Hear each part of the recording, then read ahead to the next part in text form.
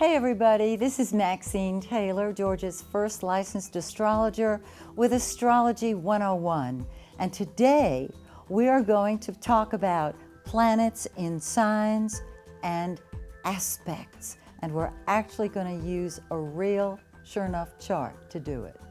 Okay, so let's talk about planets in signs. Now we know that when the sun is in Aries, it manifests very excitedly, impatiently, aggressively. When the sun is in Taurus, it's much more peaceful and placid. Well, all of the planets are in different signs. And now that we've gone through all of the planets in past episodes, we're going to put it all together so that you can take, for example, Venus, which is the planet of love. If it's in Capricorn, it's a much more traditional kind of love than in, say, Aries, that says, hey, I meet you, I like you, let's get it on. It's a much different manifestation of love. And so as we go through the different signs and the different planets, I thought the best way to do it is with a real sure enough chart. So I'm going to put a chart on the board, planet by planet. And this is the chart of a very well-known female singer, okay? Think about who it might be as we go through it. So, first of all, her ascendant, and we're going to start with the ascendant. Her ascendant is Capricorn, which means her approach to life is very traditional. She may be reserved, and I don't know too many singers who are, but she may be reserved and traditional in her approach to life. It just so happens that her sun sign is Sagittarius. And so her sun is in the 12th house. So we know that she is a very private person. Now you might say, wait a minute, you just said she was a very well-known singer. How could she be a private person? She still has a very strong need for solitude and privacy. So there is her sun in the 12th house saying, go away world, I need to have my solitude. And the sun in Sagittarius says, that's where I get my freedom. So she gets her freedom behind the scenes, being by herself. Her whole life, then, the center of her life, which is what the sun is private. Now, what's so interesting is Uranus, the planet of rebellion, the enlightenment planet, is very, very close to her ascendant. When you have a planet that is close to your ascendant, it triggers the ascendant. Uranus in the 12th house says she is a private rebel. Now, her Uranus is in Capricorn, which is, of course, the same sign as her ascendant. Well, here's Uranus busting loose, being rebellious in Capricorn, which is traditional. And so you can see that those people who are born when Uranus is in Capricorn have a mixed message. They want to bust loose from tradition. Add to that the Capricorn ascendant, and we have a very traditional young lady who loves her solitude and privacy because that's where she can just kick up her heels and do what she wants to do. Okay, she has Mercury, which is our communication. That's our mouth and our minds, right on her ascendant. So she is a communicator. If she sees it, she talks about it. She has Mercury in Capricorn as well. So here we've got very traditional lady, but she's got Uranus behind the ascendant saying, kick up your heels, bust loose, but you would not know that necessarily. So there's Mercury communicating like crazy. In other words, she's a talker. She is a communicator. She probably wants to write her own lyrics, which I know she does.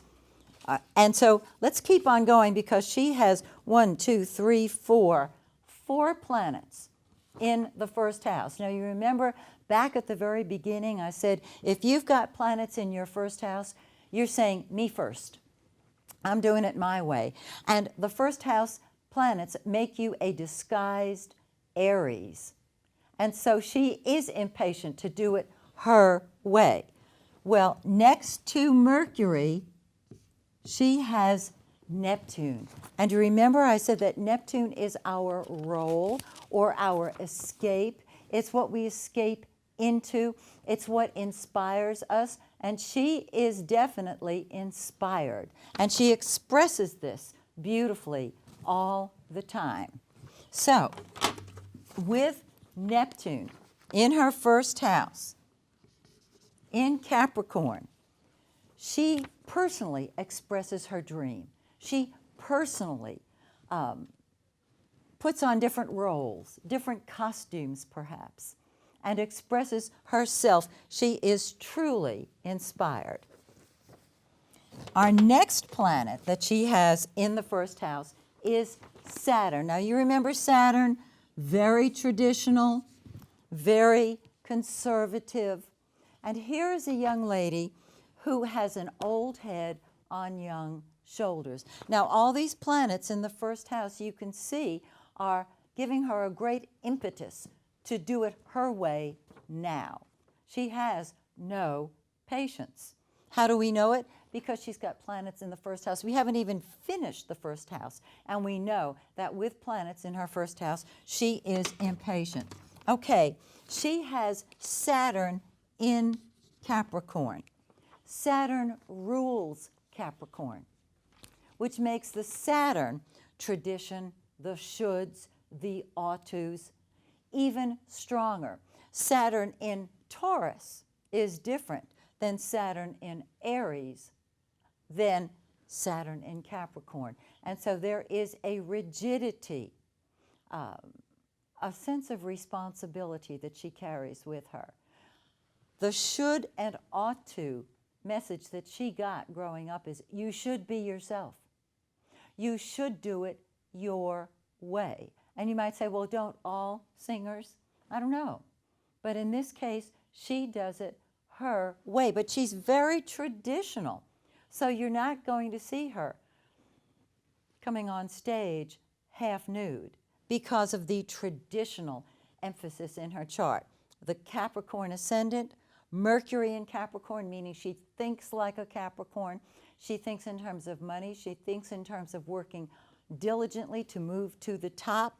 Neptune, her dream, involves herself. This is the lifetime in which she said, I'm going to escape into me doing my thing. And then Saturn saying, yes, and you have to do it traditionally and seriously. And she takes herself seriously. She escapes into the 12th house with her Sagittarius sun, but she takes herself very, very seriously and will drive herself to work diligently because Capricorn, remember, is the mountain goat, and it climbs to the top of the mountain, eating frugally on the shrubs and grass that grow there. And when it gets to the top of the mountain, as it stands there on its tippy toes, it says, you might say, it's lonesome up there, isn't it? And it says to you, it may be lonesome, but the view is magnificent for those of us with the eyes to appreciate it. So far we see that this young lady is all about herself and doing her thing. There's nothing wrong with that, by the way. This is not a judgment. This is the lifetime in which she said, I'm doing what I want, when I want, how I want, because I can. And she certainly can. Now here is Venus in her first house. Venus is the planet of love and beauty. And when I see Venus in the first house, I know that that person is a very pretty person, even if it's a guy. There's a beauty about Venus in the first house. Her Venus is in Aquarius. Oh, well, Aquarius marches to its own drumbeat. Aquarius is innovative. It is inventive. It says, I love you, but I don't need you. I enjoy you, and I think about you, when I remember to do so. Venus loves. In Aquarius, it loves humanity. In the first house, it loves itself. And the beauty of Venus in the first house is that if you love yourself, you find that other people love you. Our singer loves herself, and her fan base is huge, absolutely huge. Okay, now, I don't know if I'm going to have room to put this right next to Venus, so I'm going to put her north node right here, right behind the second cusp. It's in her first house, but it's hidden behind the second cusp. The second cusp is this line here, the edge of the house. The second house is money. This is the lifetime in which her greatest fulfillment will come through creating financial security, wealth. Okay? Let's talk about the south node. If the north node is just 1 degree behind this second cusp, it means it's hidden. It's hidden behind the second house. The south node is hidden behind the 8th house cusp. And I'm going to put some degrees here so that you can see what I'm talking about. Her second cusp is 18 Aquarius. The north node is in 17 Aquarius. I pushed it into the second house. So it is hidden. In past lives, she has developed the ability to help other people create money, which means that she would naturally be interested in doing that, helping other people with their resources. It also says that she has worked on the secrets of life. When you look at this first house, you have Mercury, Neptune, Saturn, and Venus. 4 planets. That catches your eye right away. And Uranus is just a few degrees behind the ascendant. And what this says is it's all about her in this lifetime. Nothing wrong with that. It doesn't make her selfish. It's just that this is the lifetime in which she decided to do her thing. So, with so many planets already taking up room in the chart, let's keep going and see what else is going on in her life. Well, she has the moon in Cancer in the 6th house. Cancer is ruled by the moon. A Cancer moon is very nurturing, very sensitive, very emotional, very psychic. A Cancer moon is even stronger than a Cancer sun. If you give a Cancerian a gift and that Cancerian loves you, they will save the gift. They'll save the box it came in. They'll save the paper it was wrapped in, the tape it was taped with, the ribbon it was tied with. And if they don't like you, it goes straight to Goodwill, because everything is emotion-driven with the Cancerian. And so there is a natural maternal instinct to this singer. She is emotionally attached to her work. Her moon is in the 6th house. So mommy's message is work and serve and be busy, busy, busy all the time. And I'm sure she is. So with a Cancerian moon there, she's very nurturing and she's very emotionally tied to her work. Now, the moon rules the public. And so you can see that the public would be involved in her work. And we know that she's a singer because I told you she was a singer. So, next to the moon is Jupiter. And Jupiter is also in Cancer. Now remember I told you about Jupiter. Jupiter is a lot of. Whatever it touches, there's a lot of. Well, Jupiter touches the moon. There's a lot of emotion, a lot of nurturing, a great deal of emotional attachment involved with her work. Her work is where she is nurturing. It's what she's instinctively drawn to.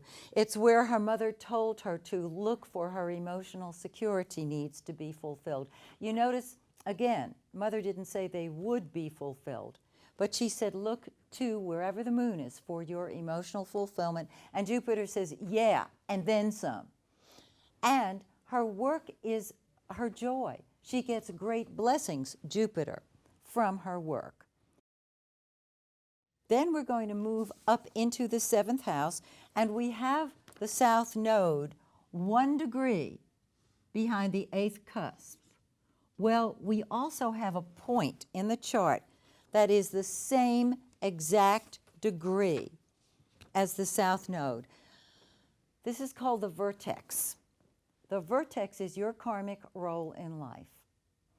It's that role over which you have no control. It always deals with other people. And so her karmic role in life is in Leo. Her South Node is in Leo, and they are in the exact same degree. So part of her message is kind of a mixed message. The South Node is what she has already mastered, correct? But the vertex, unlike the South Node that says you've mastered it, now get busy on the North Node, the vertex says, oh, but your karmic role in life is to keep on keeping on. Keep doing that. So she is going to be pulled into deep relationship issues and helping other people. Now, there are 2 more planets we've got to talk about that are incredibly powerful. The first one is Pluto.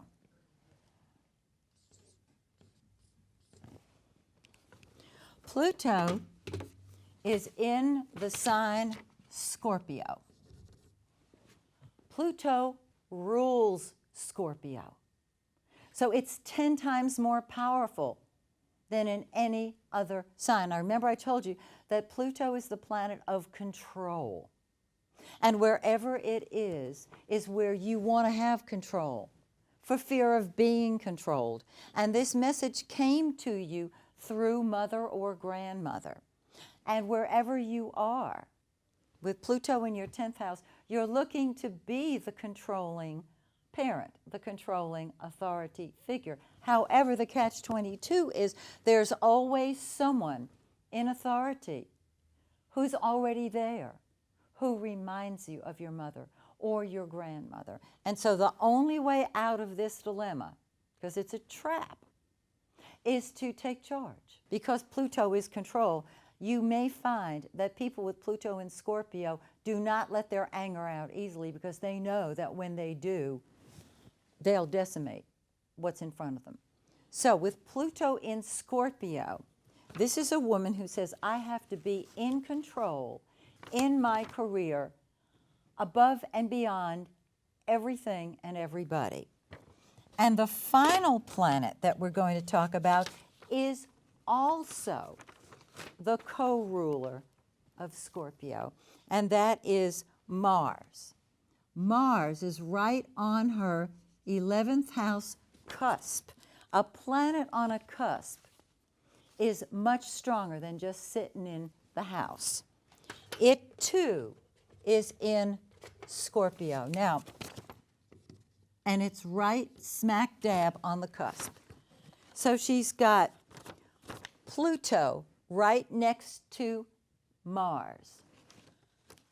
One of the expressions that Scorpio people, and she's a Scorpio person, because she's got the 2 rulers of Scorpio in Scorpio.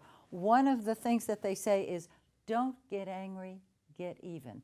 So revenge can be very, very strong with 8th house people or Scorpio people. Now, with Mars in the 11th, not just in the 11th, but on the 11th house cusp, the edge of the house, it's much stronger. And so wherever Mars is what you throw yourself into. She throws herself into group activities.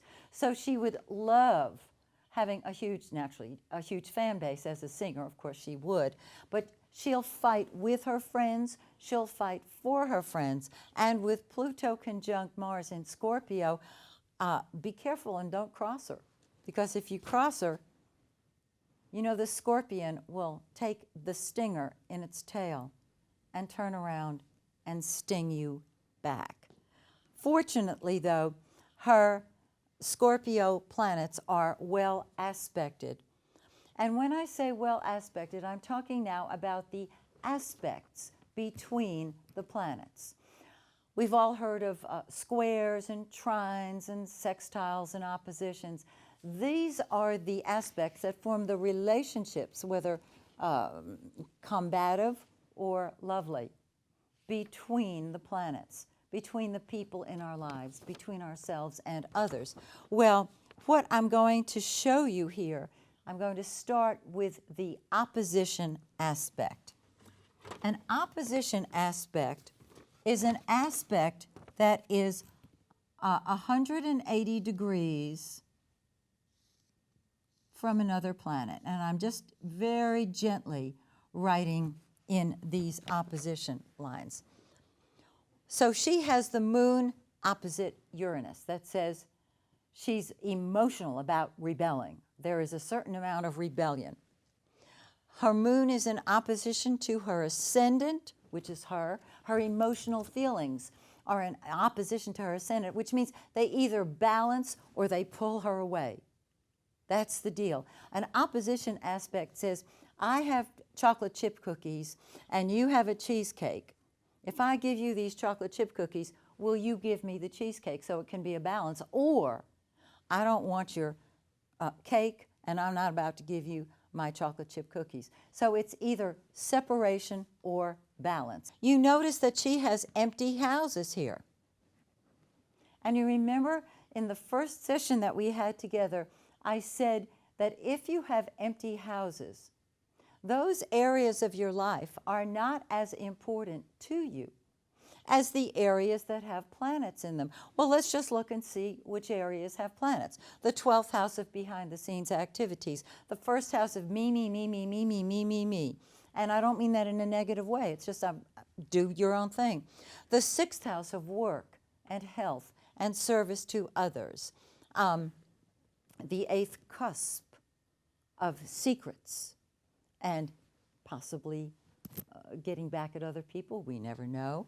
The 10th house of career, the 11th of humanity, and the 12th of I want to be alone.